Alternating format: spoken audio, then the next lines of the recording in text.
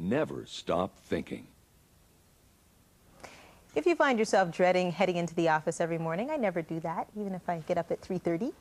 It may be worth making yourself late to stick around and watch this next segment. Today, we're looking at how you can tell if your job is right for you and what to do if it's not. And joining us now to help is leadership consultant Jim Clemmer. So nice to see you. Good to see you. Good morning. So how do you know, Jim, if your job is right for you? What kinds of things should you see? Well, other than the gut feeling and that sense of dread heading in, I think looking at things like, is it really in alignment with my bigger sort of values, where I'm heading in life, what's really important to me? Is there actually, statistics show that Monday morning is the highest level of heart attacks in most of North America. So that's generally a bit of an indication, that tense feeling, that sense of dread heading on in. It's interesting when you talk about that gut feeling, because I think that's something that not a lot of us understand, especially others. When you say to someone, you know, my job's okay, but I don't quite like it, and they look at you and think, but you know, you're doing well, it's a good job, isn't it?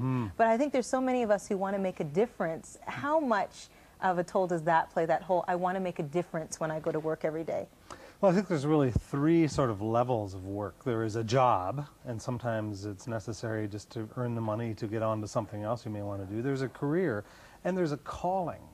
And I think part of what you're getting at is the sort of sense of calling, or I'm doing something. Am I doing really the right thing? Am I doing what I meant to do? Right, and it's really connecting in some bigger way, trying to help somehow make that difference. Okay. What about if you have the wrong job? How do you know that? Okay, I guess gut feeling again, right?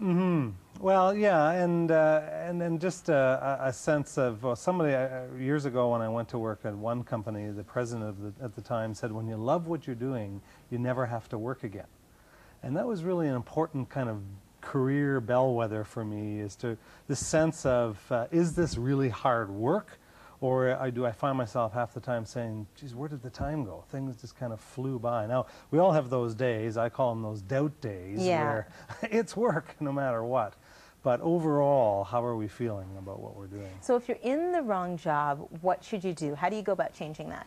Well, I think it starts, first of all, with real clarity about what would the ideal job be for me. If my fairy job mother magically appeared and waved a magic wand. Yeah, we all want that fairy job mother. And if she magically appeared, waved that magic wand, what would the perfect job be for me? Do I have a sense of that? A lot of people know what they don't want, but are less clear about exactly what they do want. Is there really a perfect job, though? Well, I don't think that there's a perfect anything in life, but I think that there is for most people, a job that really most connects with their strengths, their passions, really brings out the best in them. And then there's the opposite of that. So how close am I to the job that really connects and fits best for me? And then it's that elusive balance as well. I mean, what happens if we love the job, but it doesn't bring in the money that we need? Well, I'm increasingly meeting people, actually, who are saying that they are willing to do work that really connects for them and is important for them, but doesn't quite earn them huge amounts of money. So they're willing to make that sacrifice? Yeah, I think that that's becoming more of a phenomenon in today's workplace. How do you know when to leave? How do you know, even though things seem to be going right, when to say, you know what, I'm going to go with my gut? Again, I think it comes back to what is it that I ultimately want to accomplish in my work or in my life, and is this work taking me towards that longer term goal, that longer vision of who I am. And if it's not, maybe it is time to move on, or maybe the particular work I'm in is a stepping stone, and now it feels like it's time to take the next step. So the bottom line is what? Well, the bottom line is, let's not be a victim of the work that we do. And when you say victim, what do you mean? Well, I think that, first of all, I believe with all the talk of viruses of different sorts in the world today, one of the deadliest, I think, is the victimitis virus, this poor little me syndrome. I can't make a difference. Everybody's doing it to my job, my boss, my co-workers, etc.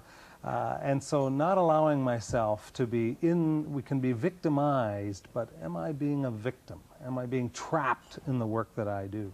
Okay, some good advice. Jim, nice to meet you. Thank you. Now we'd like to hear from you. Do you like your job? You can log on to canadaam.ctv.ca to cast your vote. We're back after this.